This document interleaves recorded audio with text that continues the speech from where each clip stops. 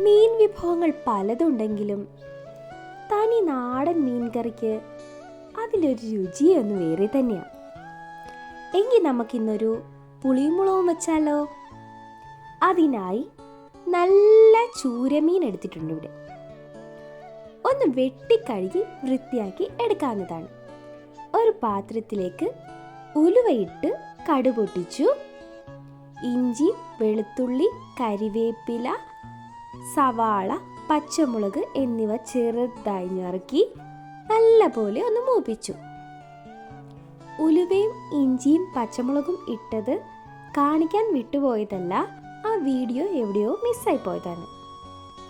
അപ്പം മറക്കാതെ ഇതെല്ലാം ചേർത്തേക്കണേ.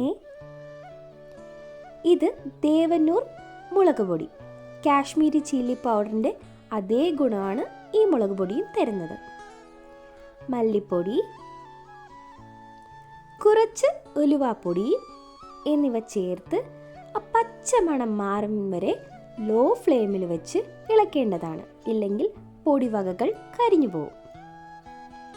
മഞ്ഞൾപ്പൊടിയും ചേർത്ത് നല്ല പോലെ ഒന്ന് ഇളക്കി കൊടുക്കാവുന്നതാണ്. തക്കാളിയും ചേർത്ത് ഒന്ന് ഇളക്കി എല്ലാ വശത്തും മസാലയൊന്നും പിടിക്കണം. ആവശ്യത്തിന് ഉപ്പ് ചേർക്കാം. വീണ്ടും ഇളക്കി കൊടുക്കാവുന്നതാണ്. ഇത് വാളൻ പുളി അല്ലെങ്കിൽ വാട്ടേഹുളി നേരത്തെ ചൂടുവെള്ളത്തിൽ കുതിർത്തു വെച്ചതാണ്. ആവശ്യത്തിന് വെള്ളമൊഴിച്ച് തിളയ്ക്കുന്ന സമയം മാത്രം മീൻ കഷ്ണങ്ങൾ ഓരോന്നായി നിരത്തി കൊടുക്കാവുന്നതാണ്. മീനെല്ലാം ആ ഒരു മീൻ കറിയിൽ നല്ലപോലെ മുങ്ങിക്കിടക്കേണ്ടതാണ്. തിളയ്ക്കുന്ന സമയത്ത് തേങ്ങാപ്പാൽ ഒഴിച്ചു കൊടുക്കാം.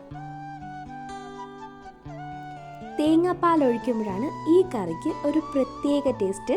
നിങ്ങൾ സ്കിപ്പ് ചെയ്യാതെ തീർച്ചയായിട്ടും ഒഴിച്ചു കൊടുക്കേണ്ടതാണ്. നല്ല വേവിച്ച കപ്പയും ചൂട് ചോറിനോടൊപ്പം നല്ല ചൂര മീൻ കറി റെഡി. ഉണ്ടാക്കി നോക്കി സബ്സ്ക്രൈബും കമൻറ്റും മറക്കല്ലേ.